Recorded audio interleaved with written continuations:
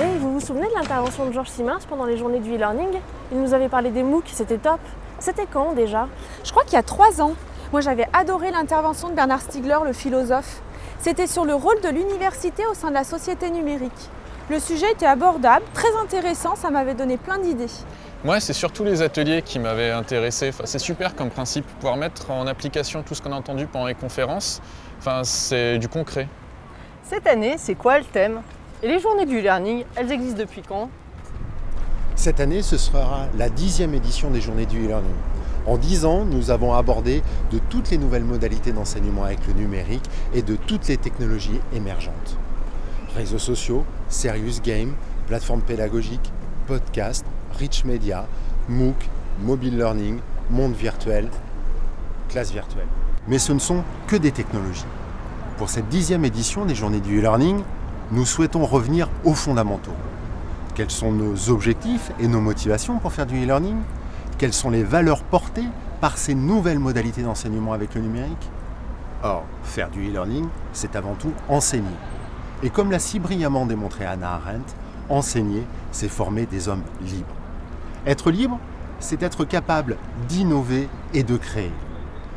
Le numérique présente de nouvelles potentialités pour permettre de former des apprenants innovants et créateurs. Faire du e-learning, c'est également permettre l'accès du plus grand nombre au savoir et à la formation. Le numérique permet d'assurer une égalité d'accès à l'enseignement. Liberté, égalité, connecté, c'est finalement ce qui définirait le mieux le e-learning aujourd'hui. Liberté, égalité, connecté sera le thème de la 10e édition des journées du e-learning. Jean Moulin disait « L'idéal n'est pas une chose qui se consomme, mais une valeur qui s'entretient et qui se passe comme un flambeau. Liberté, égalité dans un monde connecté est notre idéal pour le e-learning. Pour cette 10e édition, nous avons voulu prendre du recul en s'interrogeant sur les valeurs que véhicule le e-learning. La liberté d'apprendre, mais aussi la liberté d'entreprendre, facilite la mise en œuvre des outils numériques. Le e-learning permet bien évidemment de développer le savoir, mais également de faciliter l'innovation et la création. L'égalité est une valeur commune au e-learning et à la culture numérique. Le e-learning est un facteur d'émancipation, d'équité sociale et culturelle pour tous ses utilisateurs. Et puis le droit sera toujours présent dans cette 10e édition des journées du e-learning. Nous serons amenés à aborder ensemble les questions de plagiat et de contrefaçon à l'ère du numérique.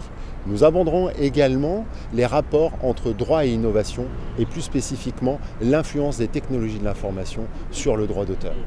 Nous vous donnons rendez-vous pour la 10e édition des journées du e-learning à Lyon, à la Manufacture des Tabacs, les 18 et 19 juin. Bon, je crois qu'on tient vraiment un très très beau sujet pour cette 10e édition du e-learning. T'as le temps d'aller boire un verre? Ah non, je suis désolé, j'ai un MOOC sur le feu et je crains qu'il ne soit trop cuit.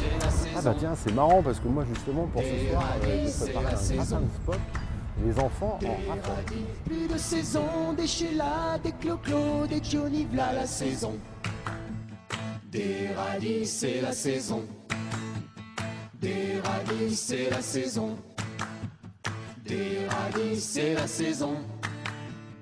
Des radis, c'est la saison.